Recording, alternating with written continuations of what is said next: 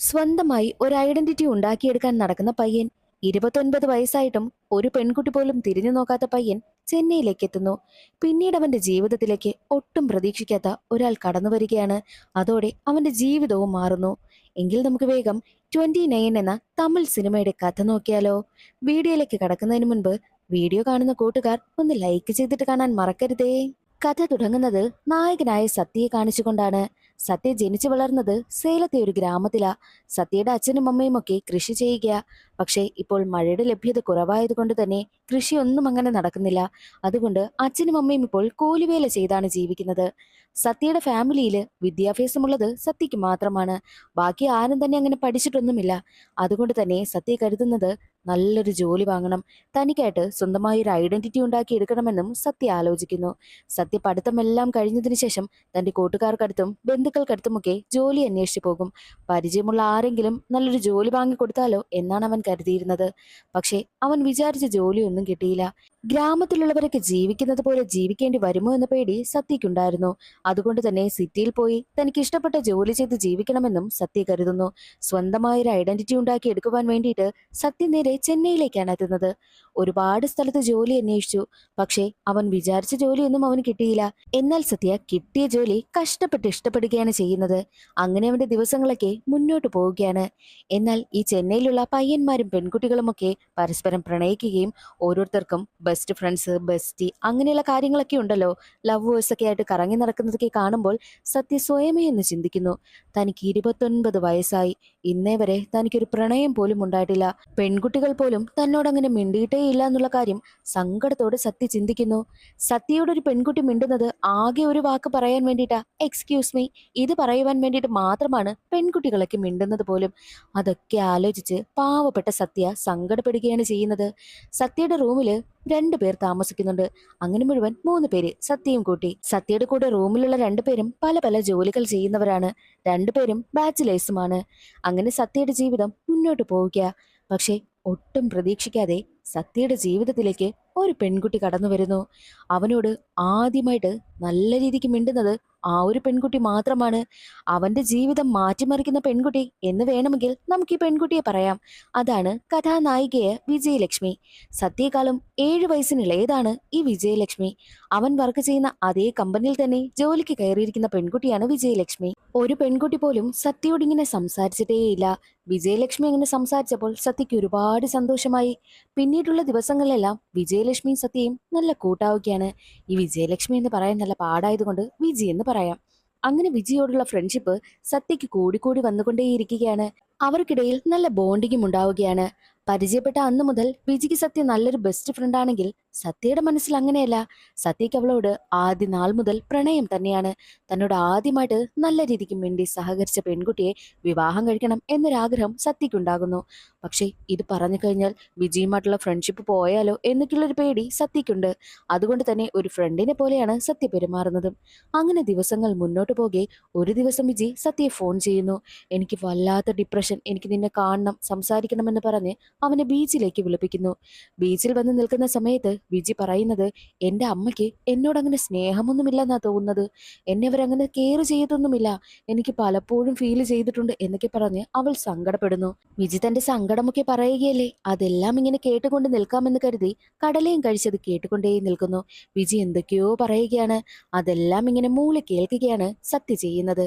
എടാ മണ്ട, ഞാൻ ഇത്രയും നിന്റെ അടുത്ത് പറഞ്ഞിട്ടും നിന്റെ കൈയും പിടിച്ച് നിന്നോട് സംസാരിച്ച് നിന്നിട്ടും എന്റെ മനസ്സിൽ എന്താണുള്ളതെന്ന് നിനക്ക് മനസ്സിലായില്ലേടാന്ന് വിജി ചോദിക്കുന്നു. സത്യയാണെങ്കിലോ അത് കേട്ട് ഞെട്ടിപ്പോകുന്നു. എന്താ എന്ന് സത്യ ചോദിക്കുവാനായി വരുന്ന അതേ സമയം തന്നെയായിരുന്നു വിജിക്ക് അവനെ ഇഷ്ടമാണെന്നുള്ള കാര്യം അവൾ തുറന്നു പറയുന്നു. വിജി അവനെ പ്രപ്പോസ് ചെയ്തിരിക്കുന്നു. സത്യ ഷോക്കായി പോകുന്നു. കാരണം കണ്ട അന്നു മുതൽ സത്യയുടെ മനസ്സിൽ വിജിയോട് പ്രണയമാണ്. എന്നെങ്കിലും അത് തുറന്നു പറയണമെന്നാണ് അവൻ കരുതിയിരുന്നത്. പക്ഷേ വിജി തന്നെ ഇങ്ങോട്ട് പറഞ്ഞിരിക്കുന്നു. അതുകൊണ്ട് തന്നെ സത്യ ഷോക്കായി നിൽക്കുകയാ. നിനക്കും എന്നെ ഇഷ്ടമാണെന്നുള്ള കാര്യം എനിക്ക് നന്നായിട്ടറിയാം. നീ എന്നോടത് പറയുമെന്നാ ഞാൻ കരുതിയത്. പക്ഷേ നീ പറഞ്ഞില്ല. ആര് മുൻപേ പറയുന്നു എന്നതിലല്ലല്ലോ കാര്യം. എനിക്ക് നിന്നെ ഇഷ്ടമാണ്, നിനക്കും എന്നെ ഇഷ്ടമാണ്, അതുപോരെ എന്നുള്ള കാര്യം വിജി ചോദിക്കുന്നു. അങ്ങനെ അവർ രണ്ടുപേരും പ്രണയിക്കുവാനായി ആരംഭിക്കുന്നു. ഇത്രയും നാള് സത്യ കരുതിയിരുന്നത് താനൊരു അൺലക്കി പേഴ്സൺ ആണെന്നാണ്. പക്ഷേ സത്യക്ക് മനസ്സിലായി താനൊരു അൺലക്കി പേഴ്സൺ അല്ല, ലക്കി പേഴ്സൺ ആണെന്ന്. സത്യയുടെ ജീവിതം പതിയെ പതിയെ മാറി വന്നുകൊണ്ടേയിരിക്കുകയാണ്. അവരുടെ പ്രണയം ഇങ്ങനെ കൂടിക്കൂടി വന്നുകൊണ്ടേയിരുന്നു. പലപ്പോഴും അവർ ഒരുമിച്ചാണ് ഓഫീസിൽ വരുന്നതും ഓഫീസിൽ നിന്ന് പോകുന്നതും മീറ്റ് ചെയ്യുന്നതുമൊക്കെ. 29 വയസ്സായിട്ടും സത്യയുടെ ജീവിതത്തിലേക്ക് ഇതുവരെയായിട്ടും ഒരു പെൺകുട്ടി പോലും കടന്നു വന്നിട്ടേയില്ല. ആരും അവനെ സ്നേഹിച്ചിട്ടില്ല. അങ്ങനെയുള്ള സത്യയുടെ ജീവിതത്തിലേക്ക് ആദ്യമായിട്ട് അവനെ ഇഷ്ടമാണെന്ന് പറഞ്ഞു വന്ന പെൺകുട്ടി വിജിയാണ്. അതുകൊണ്ട് തന്നെ അവളെ നന്നായിട്ട് സ്നേഹിക്കണം, നന്നായിട്ട് നോക്കണം, അവളെ വിവാഹം കഴിക്കണമെന്നും സത്യ തീരുമാനിക്കുന്നു. അങ്ങനെ അവരുടെ ജീവിതം നന്നായിട്ട് മുന്നോട്ട് പോയിക്കൊണ്ടിരിക്കെ ഒരു ദിവസം രണ്ടാളും ഓഫീസിലേക്ക് വരുന്നു. പക്ഷേ ഓഫീസിൽ അന്നേ ദിവസം കറണ്ട് ഇല്ലാത്തത് കൊണ്ട് തന്നെ വിജി നമുക്ക് ബസ്സിൽ പോകാമെന്ന് പറയും. എല്ലാ തവണയും ബസ്സിൽ പോകാമെന്നുള്ള ആഗ്രഹം സത്യ പ്രകടിപ്പിച്ചിട്ടുണ്ട്. പക്ഷേ അത് ഇതുവരെയും നടന്നിട്ടില്ല. ഇന്ന് നമുക്ക് പോകാമെന്ന് വിജി പറഞ്ഞതുകൊണ്ട് വിജിക്കൊപ്പം ബസ്സിലേക്ക് വന്ന് കയറുകയാണ് സത്യ. അപ്പോൾ വിജി സത്യയോട് ചോദിക്കുന്നുണ്ട്, നിനക്ക് എന്നെ ഇഷ്ടപ്പെടുവാനായിട്ട് ഒരു കാരണം പറഞ്ഞേ. സത്യ പറയുന്നത്, അങ്ങനെ കാരണമൊന്നുമില്ല. എനിക്ക് നിന്നെ ആദ്യമായിട്ട് കണ്ട അന്ന് തന്നെ എനിക്ക് നിന്നോട് ഇഷ്ടം തോന്നിയതാ. ആ ഒരു ഇഷ്ടം എപ്പോഴും കാണും. എനിക്ക് നിന്നെ വിവാഹം കഴിക്കണമെന്നുള്ള കാര്യമൊക്കെ സത്യ പറയുന്നു. വിജിക്കും ഒരുപാട് സന്തോഷമായി. അവരുടെ പ്രണയം അടുത്ത ലെവലിലേക്കൊക്കെ പോയിക്കൊണ്ടേയിരിക്കുന്നു. അങ്ങനെ ഇരിക്കെ ഒരു ദിവസം സത്യയ്ക്ക് നാട്ടിൽ നിന്ന് കോള് വരികയാണ്. അവന്റെ അമ്മയ്ക്ക് സുഖമില്ലെന്ന്. അതുകൊണ്ട് തന്നെ എത്രയും വേഗം നാട്ടിലേക്ക് പോകുവാനായിട്ട് റെഡിയാവുകയാണ് സത്യ. ആ ഒരു തിരക്കിൽ വിജിയോട് വിളിച്ച് പറയുവാൻ പോലും സത്യ മറന്നുപോയി. വിജിയുടെ കോള് വന്നിട്ടും സത്യ അറ്റൻഡ് ചെയ്യുന്നതേയില്ല. അതുകൊണ്ട് തന്നെ ടെൻഷനായ വിജി ഉടനെ തന്നെ സത്യയെ കാണുവാൻ വേണ്ടിയിട്ട് ബസ് സ്റ്റാൻഡിലേക്ക് എത്തുന്നു. സത്യക്കടുത്ത് വിജി ചോദിക്കുന്നുണ്ട്, ഞാൻ എത്ര തവണ നിന്നെ വിളിച്ചു, നീ എന്താ കോൾ എടുക്കാത്തത്? അത് അമ്മയ്ക്ക് സുഖമില്ലാന്ന് നാട്ടിൽ നിന്ന് കോള് വന്നു, അതിന്റെ വെപ്രാളത്തിലാ ഞാൻ കോൾ എടുക്കാത്തതെന്ന് വിജിയോട് പറയുന്നു. ഞാനും വരട്ടെ അമ്മയെ കാണാനെന്ന് വിജി ചോദിക്കുമ്പോൾ, വേണ്ട, ഞാൻ പോയിട്ട് വരാം, എന്തുണ്ടെങ്കിലും ഞാൻ വിളിക്കാമെന്നുള്ള കാര്യം സത്യ പറയുന്നു. സത്യത്തിൽ ഈ സത്യയും അമ്മയും തമ്മിൽ 3 വർഷമായിട്ട് മിണ്ടിയിട്ടില്ല. അവർ തമ്മിൽ ചെറിയ പിണക്കമാണ്. അവർക്കിടയിലെ പ്രശ്നം എന്തെന്നാൽ അവരുടെ നാട്ടില് ഒരു MLA ഉണ്ട്. MLAയുടെ മകനും സത്യയും തമ്മിൽ ചെറിയൊരു പ്രശ്നമുണ്ടായി. പക്ഷേ സത്യയുടെ ഭാഗത്ത് തെറ്റൊന്നുമില്ല. MLAയുടെ മകന്റെ കയ്യിലാണ് പ്രശ്നം മുഴുവൻ. എന്നാൽ MLAയുടെ മകൻ പറയുന്നത്, എല്ലാവരുടെയും മുന്നിൽ വെച്ച് നീ എന്റെ കാലിൽ വീണ് മാപ്പ് പറയണം, എന്നാൽ മാത്രമേ നീയുമായിട്ടുള്ള പ്രശ്നം ഞാൻ അവസാനിപ്പിക്കൂ എന്ന്. ഇത് സത്യയുടെ അമ്മ അറിയുന്നു. നീ ഒരു തെറ്റും ചെയ്യാതെ അവന്റെ കാലിൽ വീണ് മാപ്പ് പറഞ്ഞാൽ നീ തെറ്റുകാരനാണെന്ന് എല്ലാവരും കരുതും. അതുകൊണ്ട് അത് ഒരിക്കലും ചെയ്യരുത്. അഥവാ നീ അവന്റെ കാലിൽ വീണ് മാപ്പ് പറഞ്ഞാൽ ഒരിക്കലും നീ പിന്നെ എന്നോട് മിണ്ടാൻ പാടില്ല എന്നുള്ള കാര്യം അമ്മ പറയുന്നു. എന്നാൽ പാവം സത്യ അവനുമായിട്ടൊരു പ്രശ്നവും വേണ്ട എന്ന് ചിന്തിച്ച് എല്ലാവരുടെയും മുന്നിൽ വെച്ച് MLAയുടെ മകന്റെ കാലിൽ വീണ് മാപ്പ് പറയുന്നു. അതോടുകൂടി അമ്മയ്ക്ക് സത്യയോട് ദേഷ്യമായി. അന്നു മുതൽ അമ്മയും മകനും തമ്മിൽ അങ്ങനെ മിണ്ടാറേയില്ല. ഈ ഒരു കാര്യമെല്ലാം വിജിക്ക് നന്നായിട്ട് അറിയാം. അതുകൊണ്ട് തന്നെ ബസ്സിൽ കയറുന്ന സത്യയോട് വിജി പ്രത്യേകം പറയുന്നുണ്ട്, നീ നാട്ടിൽ പോയി കഴിഞ്ഞാൽ അമ്മയോട് മിണ്ടണം. അമ്മയ്ക്ക് ഒന്നാമത് സുഖമില്ലാതിരിക്കുകയാണ്. അപ്പോൾ നീ അമ്മയോട് മിണ്ടിക്കഴിഞ്ഞാൽ അമ്മയ്ക്കതൊരു ആശ്വാസമാകുമെന്നും വിജി പറയുന്നു. ചെയ്യാമെന്നുള്ള കാര്യം സത്യ സമ്മതിച്ചിട്ടാണ് അവിടെ നിന്ന് പോകുന്നത്. ബസ്സിലിരിക്കുന്ന സമയമെല്ലാം സത്യയുടെ ചിന്ത വിജിയെക്കുറിച്ചാണ്. തന്നെ ഇത്രയും അവൾ കെയർ ചെയ്യുന്നല്ലോ, ഇങ്ങനെ കെയർ ചെയ്യുന്ന ഒരു പെൺകുട്ടി ജീവിതത്തിൽ ഉണ്ടായാൽ മതി, ജീവിതം നല്ലതായിരിക്കുമെന്നും അവൻ ചിന്തിക്കുന്നു. അങ്ങനെ നാട്ടിലേക്ക് എത്തുകയാണ്. അവന്റെ അമ്മ ആരോഗ്യമായിട്ട് വളരെ മോശ അവസ്ഥയിലാണ് ഇരിക്കുന്നത്. അമ്മയോട് പറയാനുള്ള കാര്യങ്ങളെല്ലാം അച്ഛനോടാണ് സത്യ പറയുന്നത്. അമ്മയോട് മിണ്ടുവാൻ വേണ്ടിയിട്ട് സത്യ തയ്യാറാകുന്നതുമില്ല. സത്യയോട് മിണ്ടുവാൻ വേണ്ടിയിട്ട് അമ്മയും തയ്യാറാകുന്നില്ല. അമ്മയും മകനും ഇങ്ങനെ വാശി പിടിച്ചു നിന്നാൽ എങ്ങനെ ശരിയാകാനാ എന്നൊക്കെ അച്ഛൻ ചിന്തിക്കുന്നുണ്ട്. നീ പോകുവാനായിട്ട് പോവുകയാണോ എന്ന് സത്യയോട് അച്ഛൻ ചോദിക്കുമ്പോൾ അതെ എന്ന് സത്യ പറയുന്നു. ഒരാഴ്ച നീ ഇവിടെ നിൽക്ക്, അമ്മയ്ക്കതൊരു ആശ്വാസമാകുമെന്നൊക്കെ അച്ഛൻ പറയുന്നത് കൊണ്ട് ഒരാഴ്ച അമ്മയോടൊപ്പം നിൽക്കുവാനായിട്ടും സത്യ തീരുമാനിക്കും. നാട്ടിൽ നിൽക്കുന്ന സമയമെല്ലാം വിജയോട് ഫോണിൽ സംസാരിക്കുകയും ഒക്കെ ചെയ്യുന്നുണ്ട് സത്യ. മാത്രവുമല്ല വിജയെ തന്റെ അച്ഛനും അമ്മയ്ക്കും പരിചയപ്പെടുത്തി കൊടുക്കുകയും ചെയ്യുന്നുണ്ട്.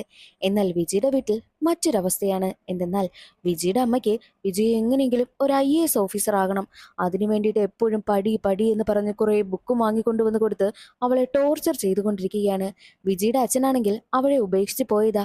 വിജിയുടെ കുട്ടിക്കാലത്ത് തന്നെ അച്ഛൻ ഉപേക്ഷിച്ച് പോയത് കൊണ്ട് തന്നെ അമ്മയാണ് അവളെ വളർത്തുന്നതും. അതുകൊണ്ട് തന്നെ ബന്ധുക്കളുടെയും നാട്ടുകാരുടെയും ഒക്കെ മുന്നിൽ ഒറ്റയ്ക്കൊരു പെണ്ണ് നിന്ന് അവളുടെ മകളെ വളർത്തി പഠിപ്പിച്ച് ഒരു IAS ഓഫീസറാക്കിയെന്ന് നല്ല അഭിമാനത്തോടു കൂടി നിൽക്കണം. അതിനു വേണ്ടിയിട്ടാണ് അമ്മ ഇങ്ങനെ അവളെ ടോർച്ചർ ചെയ്തുകൊണ്ടേയിരിക്കുന്നത്. പക്ഷേ വിജിയുടെ ആഗ്രഹം അതൊന്നുമല്ല. വിജിക്ക് സമാധാനമായിട്ട് ജോലി ചെയ്യുക, തനിക്ക് ഇഷ്ടപ്പെട്ട പുരുഷനെ വിവാഹം കഴിച്ച് അവനോടൊപ്പം ഒരു കുടുംബമായി ജീവിക്കുക, അതാണ് അവളുടെ ആഗ്രഹം. അങ്ങനെ സത്യ അമ്മ ഏകദേശം ഓക്കെ ആയ സമയത്ത് വീണ്ടും തിരിച്ച് ചെന്നൈയിലേക്ക് വരുന്നു. അവരുടെ ജീവിതം പഴയതുപോലെ മുന്നോട്ട് പോവുകയാണ്. എന്നാൽ ഒരു ദിവസം സത്യയ്ക്ക് സുഖമില്ലാതായി. ആ ഒരു വിവരമറിഞ്ഞ വിജി ഉടനെ തന്നെ സത്യ താമസിക്കുന്ന വീട്ടിലേക്ക് ചെല്ലുന്നു. അവിടെ ആകെയുള്ളത് അവന് രണ്ട് കൂട്ടുകാർ മാത്രമാണല്ലോ. വിജി വീട്ടിലേക്ക് വന്നതറിഞ്ഞ് കൂട്ടുകാർ രണ്ടുപേരും ജോലിക്കായും പോകുന്നുണ്ട്. മാത്രമല്ല റൂം ആകെ അലങ്കോലമായി കിടക്കുകയാണ്. വിജി ആ റൂമെല്ലാം വൃത്തിയാക്കുന്നു. ഒരു പെണ്ണ് വീട്ടിലേക്ക് വന്നു കഴിഞ്ഞാൽ എന്തെല്ലാം മാറ്റം ആ വീട്ടിലുണ്ടാകുമോ അതെല്ലാം ആ ഒരു വീട്ടിലുണ്ടായിട്ടുണ്ട്. മാത്രവുമല്ല സത്യയുടെ കാര്യങ്ങളൊക്കെ നോക്കുന്നത് വിജിയാണ്. അതിനിടയിൽ അവർക്ക് രണ്ടുപേർക്കുമിടയിൽ ചെറിയ ഫീലിങ്സ് ഉണ്ടാവുകയും അവർ ഫിസിക്കൽ റിലേഷൻഷിപ്പിൽ ഏർപ്പെടുകയും ചെയ്യുന്നു. അടുത്ത ദിവസം കൂട്ടുകാരൻ തിരിച്ചു വരുമ്പോൾ അവർ പോയ സമയത്ത് എങ്ങനെയാണോ വീട് കിടന്നത് അതുപോലെയല്ല വീട് കിടക്കുന്നത്. നല്ല മനോഹരമാക്കിയിട്ടുണ്ട്. അത് കാണുന്ന കൂട്ടുകാരന് ഒരുപാട് സന്തോഷമായി. മാത്രമല്ല കൂട്ടുകാരൻ മദ്യപിച്ചിരിക്കുന്നത് കൊണ്ട് വിജിയോട് കുറച്ച് കാര്യങ്ങൾ പറയുന്നു. ഞാനും ഇതുപോലെ ഒരു പെൺകുട്ടിയെ പ്രണയിച്ചിരുന്നതാ. ഞങ്ങൾ രണ്ടുപേരും നല്ല ഡീപ്പായിട്ട് പ്രണയിച്ചു. ഞങ്ങൾക്കിടയിൽ കെമിസ്ട്രി വർക്കൗട്ടായി. പക്ഷെ മാത്സ് മാത്രം വർക്കൗട്ടായില്ല. മാത്സ് എന്ന് ഉദ്ദേശിച്ചത് പണമാണ്. എന്റെ കയ്യിൽ പണമില്ലാത്തത് കൊണ്ട് അവൾ എന്നെ നൈസായിട്ട് അങ്ങ് തേച്ചിട്ട് പോയി. അതുപോലെ നീ ഒരിക്കലും ചെയ്യരുത്. ഒരു ഘട്ടത്തിൽ സത്യയുടെ കൈവശം പൈസ ഇല്ല എന്ന് മനസ്സിലാക്കി നീ അവനെ തേച്ചിട്ട് പോകരുത്. നീ അങ്ങനെ ചെയ്താൽ നിന്നെ ഞാൻ വെട്ടി തുണ്ടം തുണ്ടമാക്കുമെന്ന് കൂട്ടുകാരൻ വിജിയോട് പറയും. കൂട്ടുകാരൻ ഇതെല്ലാം പറയുമ്പോഴും വിജിയുടെ മനസ്സിൽ അവളുടെ അമ്മയെക്കുറിച്ചാണ് ചിന്ത. അവളുടെ അമ്മയുടെ ആഗ്രഹം എങ്ങനെയെങ്കിലും വിജി നന്നായിട്ട് പഠിച്ച് IAS ഉദ്യോഗസ്ഥയാവണം, അതാണല്ലോ. അതുകൊണ്ട് തന്നെ അമ്മയ്ക്ക് വേണ്ടിയിട്ട് താനും പഠിക്കണമെന്നാണ് വിജി തീരുമാനിക്കുന്നത്. അതുകൊണ്ട് തന്നെ വിജി അടുത്ത ദിവസം നേരെ ഓഫീസിൽ വന്ന് റിസൈൻ ചെയ്യുകയാണ് ചെയ്യുന്നത്. ഈ ഒരു വിവരം അറിഞ്ഞ സത്യ നീ എന്തിനാ റിസൈൻ ചെയ്യുന്നതെന്ന് ചോദിക്കുന്നു. അതോ ഞാൻ എൻ്റെ അമ്മയുടെ ആഗ്രഹം നിറവേറ്റുവാനായി പോവുക. എൻ്റെ അമ്മയ്ക്ക് ഞാനൊരു IAS ഓഫീസർ ആകണമെന്ന ആഗ്രഹം. അത് ഞാൻ എന്തായാലും നിറവേറ്റും. അതിനാണ് ഞാൻ റിസൈൻ ചെയ്യുന്നത്. കുറച്ചു നാളത്തേക്ക് ഞാൻ പഠിക്കുവാനായി തീരുമാനിച്ചിരിക്കുക. അതുവരെ എന്നെ ശല്യം ചെയ്യരുതെന്നുള്ള കാര്യം സത്യയോട് പറയുന്നു. സത്യയ്ക്ക് അത് കേൾക്കുന്നതും വല്ലാതെ ഷോക്കായി പോവുകയാണ്. നീ ആരോട് ചോദിച്ചിട്ടാ ഈ ഒരു കാര്യങ്ങളൊക്കെ തീരുമാനിച്ചെന്ന് സത്യ ചോദിക്കുമ്പോൾ ഞാൻ ആരോട് ചോദിക്കണം, എനിക്ക് എന്റെ കാര്യങ്ങളൊക്കെ തീരുമാനിക്കാൻ കഴിയില്ലേ എന്ന് വിജി മറുപടി പറയുന്നു. സത്യ പറയുന്നത് നമ്മൾ പ്രണയിക്കുകയല്ലേ, അപ്പോൾ നമ്മൾ രണ്ടുപേരും ചേർന്നല്ലേ ഡിസിഷൻ എടുക്കേണ്ടതെന്നൊക്കെ പറയുമ്പോൾ വിജി അതിന് എതിര് സംസാരിച്ചിട്ടാണ് അവിടെ നിന്ന് പോകാൻ തീരുമാനിക്കുന്നത്. എന്നാൽ ഉടനെ തന്നെ വിജിയോട് സത്യ ഓരോ കാര്യങ്ങളൊക്കെ പറയുമ്പോൾ നിനക്ക് എന്താ വേണ്ടത്, നമ്മൾ രണ്ടും പ്രണയിക്കുന്നെന്ന് എല്ലാവരും അറിയണോ എന്ന് പറഞ്ഞു ഉറക്കെ തന്നെ ഓഫീസിൽ വിളിച്ച് പറയുകയാണ് അവർ പ്രണയിക്കുന്നുവെന്ന്. സത്യത്തിൽ ഈ വിജി സത്യയെ പ്രണയിക്കുന്ന കാര്യം അവളുടെ അമ്മയോട് പോലും ഒരു വാക്കുപോലും പറഞ്ഞിട്ടേയില്ല. ആർക്കും തന്നെ ഇത് അറിയത്തുമില്ല. അങ്ങനെ വിജി ദേഷ്യപ്പെട്ടാണ് അവിടെ നിന്ന് പോകുന്നത്. പിന്നീടുള്ള ദിവസങ്ങളിലൊന്നും സത്യ വിളിച്ചിട്ട് വിജി അങ്ങനെ കോൾ എടുക്കുന്നതുമില്ല. അവൾ എപ്പോഴും പഠിത്തം തന്നെ. ദിവസങ്ങൾ അങ്ങനെ മുന്നോട്ട് പോവുകയാണ്. അങ്ങനെ ഇരിക്കെ ഒരു ദിവസം സത്യയെ കാണുവാൻ വേണ്ടിയിട്ട് അവന്റെ അച്ഛനും അമ്മയും ചെന്നൈയിലേക്ക് വരുന്നു. മാത്രമല്ല വിജിക്ക് വേണ്ടിയിട്ട് ഒരു സാരിയും വാങ്ങിക്കൊണ്ടാണ് അമ്മ വരുന്നത്. എന്നാൽ വിജിയെ എത്ര വിളിച്ചിട്ടും വിജി കോൾ എടുക്കുന്നതേയില്ല. ഒരുപാട് തവണ വിളിച്ചു. അവസാനം അച്ഛനും അമ്മയും അവളെ കാത്തുനിന്ന് പിന്നെ നാട്ടിലേക്ക് പോവുകയാണ് ചെയ്യുന്നത്. വിജി ഫോൺ എടുത്ത് നോക്കുന്ന സമയത്ത് സത്യയുടെ ഒരുപാട് കോളുകൾ കിടക്കുന്നു. വിജി തിരിച്ചു വിളിക്കുമ്പോഴോ അച്ഛനും അമ്മയും അവളെ കാണാൻ വന്നതാണെന്ന് അവൾക്ക് മനസ്സിലായി. സത്യ വല്ലാതെ ദേഷ്യത്തിൽ നിൽക്കുന്നത് കൊണ്ട് തന്നെ സത്യയെ കാണുവാൻ വേണ്ടിയിട്ട് അവൻ പറഞ്ഞ പാർക്കിലേക്ക് എത്തിക്കുകയാണ് വിജി. സത്യ വല്ലാതെ ദേഷ്യത്തിൽ നിൽക്കുന്നത് കൊണ്ട് തന്നെ അവനെ സമാധാനിപ്പിക്കുവാൻ വേണ്ടിയിട്ട് വിജി ഓരോന്ന് പറയുന്നു. പക്ഷേ ദേഷ്യമെന്ന സത്യ പറയുന്നുണ്ട്, നിനക്കിപ്പോൾ ഇമ്പോർട്ടന്റ് നിന്റെ പഠിത്തമാണ്. എനിക്കിപ്പോൾ മനസ്സിലായി എന്തുകൊണ്ടായിരിക്കും നിന്റെ അച്ഛൻ നിന്നെയും നിന്റെ അമ്മയും ഉപേക്ഷിച്ചു പോയതെന്ന്. നിങ്ങളുടെ ഈ ഒരു സ്വഭാവം കാരണമാണെന്നുള്ള കാര്യം സത്യ പറയുന്നു. അത് കേട്ടതും വിജി ആകെ തകർന്നു പോവുകയാണ്. സത്യ അവിടെ നിന്ന് പോയതിൽ പിന്നെ സത്യ പറഞ്ഞ കാര്യങ്ങളെക്കുറിച്ചാണ് വിജി ചിന്തിച്ചത്. അടുത്ത ദിവസം അവൾക്ക് മെയിൻസ് എക്സാം ആയിരുന്നു. പക്ഷേ സത്യ പറഞ്ഞ കാര്യങ്ങളെല്ലാം മനസ്സിലിരിക്കുന്നത് കൊണ്ട് തന്നെ അവൾക്ക് എക്സാം എഴുതാനേ കഴിഞ്ഞില്ല. അവൾ ഓരോന്ന് ആലോചിച്ച് ടെൻഷൻ കൂടി എക്സാം ഹാളിൽ ബോധം കെട്ട് വീഴുകയും ചെയ്തു. ഇനിയും ഇങ്ങനെ വിട്ടാൽ പറ്റില്ല എന്ന് ചിന്തിച്ച് ഉടനെ തന്നെ വിജി സത്യയെ വിളിച്ചു വരുത്തുകയാണ്. എന്നിട്ട് അവനെയും കൂട്ടി അവളുടെ വീട്ടിലേക്ക് പോകുന്നു. ഇത്രയും നാളായിട്ടും വിജി സത്യയെ തന്റെ വീട്ടിലൊന്ന് പരിചയപ്പെടുത്തിയിട്ട് പോലുമില്ല. എന്നാൽ ഇത്തവണ സത്യയും കൂട്ടി പോയ വിജി സത്യയോട് പറയുന്നത്, ഇനി എന്തായാലും ഈ ഒരു ബന്ധം മുന്നോട്ട് കൊണ്ടുപോകാൻ പാടില്ല. ഇതിവിടെ വെച്ച് അവസാനിക്കണം. എനിക്കെന്റെ പഠിത്തമാണ് ഇമ്പോർട്ടന്റ്. അതുകൊണ്ട് തന്നെ നമുക്ക് ബ്രേക്കപ്പ് ചെയ്യാമെന്നും പറയുന്നു. അത് കേട്ട സത്യ ആകെ ഷോക്കായി പോവുകയാണ്. എല്ലാ തവണയും വിജിയെ കാണാൻ വരുന്ന സമയത്ത് എന്തെങ്കിലും ചെറിയ ഗിഫ്റ്റ് വിജിക്ക് കൊണ്ടുവരും. പക്ഷെ ഇത്തവണ അവൻ വന്ന സമയത്ത് ഗിഫ്റ്റ് ഒന്നും കൊണ്ടുവന്നതേയില്ലായിരുന്നു. അവളുടെ ആഗ്രഹം എന്താണോ അത് സാധിച്ചു കൊടുക്കുക, അത് മാത്രമാണ് വലുതെന്ന് അവൻ ചിന്തിച്ചത് കൊണ്ട് തന്നെ അവളുടെ ആഗ്രഹം അവൻ അംഗീകരിച്ചു. ബ്രേക്കപ്പ് ചെയ്യുവാനായിട്ടും തീരുമാനിച്ചു. അങ്ങനെ ഏകദേശം 2-3 മാസങ്ങൾ കടന്നുപോയി. വിജി അവളുടെ പഠിത്തം എന്ന് പറഞ്ഞ് അങ്ങനെ നടക്കുകയാണ്. പക്ഷേ സത്യയുടെ അവസ്ഥയാണെങ്കിലോ, വിജി പോയതിൽ പിന്നെ അവളെക്കുറിച്ചുള്ള ഓർമ്മകൾ മനസ്സിലിങ്ങനെ അലയടിച്ചു കൊണ്ടിരിക്കുന്നത് കൊണ്ട് അവനൊരു മദ്യപാനിയായി മാറി. മാത്രവുമല്ല, അവന് ചെന്നൈയിൽ നിൽക്കാൻ കഴിയാതെയുമായി. ഓഫീസിൽ വിജി വരുന്നതുമില്ല. അതുകൊണ്ട് തന്നെ ചെന്നൈയിലെ ജോലിയൊക്കെ റിസൈൻ ചെയ്ത് അവൻ നേരെ നാട്ടിലേക്ക് പോയി. അവന്റെ അമ്മ നാട്ടിലുള്ള ജനങ്ങൾക്ക് വേണ്ടിയിട്ടൊക്കെ ചെറിയ ചെറിയ പോരാട്ടമൊക്കെ നടത്തുന്നുണ്ട്. കാരണം അവരുടെ നാട് MLAയുടെ കൺട്രോളിലാണ്. അവരുടെ നാട്ടില് ചെറിയൊരു ഓടയുണ്ട്. ആ ഒരു ഓട വൃത്തിയാക്കണമെന്ന് പറഞ്ഞ് എപ്പോഴും അമ്മ ജനങ്ങൾക്കൊപ്പം നിന്ന് പോരാട്ടം നടത്തുകയാണ് ചെയ്യുന്നത്. അതിപ്പോഴും തുടർന്ന് വന്നുകൊണ്ടേയിരിക്കുന്നു. ആ ഒരു നാട് MLAയുടെ കൺട്രോളിലാണ് ഇരിക്കുന്നതും. എന്നാൽ നാട്ടിലേക്ക് എത്തിയ സത്യ കുടിച്ച് ബോധമില്ലാതെ മറ്റുള്ളവരുമായിട്ടൊക്കെ പ്രശ്നമുണ്ടാക്കി ഇങ്ങനെ നടക്കുകയാണ്. ആ സമയത്താണ് അമ്മ ജനങ്ങൾക്ക് വേണ്ടിയിട്ട് പോരാടുന്ന കാര്യം സത്യ മനസ്സിലാക്കുന്നത്. മാത്രവുമല്ല, MLAയുടെ മകനും സത്യയും ഒരുമിച്ച് പഠിച്ചതാണ്. അന്നു മുതലേ അവർക്കിടയിൽ ചെറിയ ചെറിയ പ്രശ്നങ്ങളൊക്കെ ഉണ്ട്. MLAയുടെ മകനൊക്കെ ഈ ഒരു ഓട ക്ലീൻ ചെയ്യുന്നതിന് മുൻകൈ എടുക്കാത്തത് കൊണ്ട് തന്നെ സത്യ ജനങ്ങൾക്ക് വേണ്ടിയിട്ട് പോരാടുന്നു. അവസാനം കളക്ടറിൽ നിന്നും ഉത്തരവ് കിട്ടുകയാണ്. MLAക്കൊക്കെ അതെല്ലാം ക്ലീൻ ചെയ്ത് കൊടുക്കേണ്ട ഉത്തരവാദിത്വവും വരുന്നു. അതോടെ ജനങ്ങളുടെയൊക്കെ മനസ്സിൽ സത്യ ഒരു സൂപ്പർ സ്റ്റാറായി മാറി. അവർക്ക് വേണ്ടി പോരാടുന്ന ഒരു പോരാളിയായി മാറി.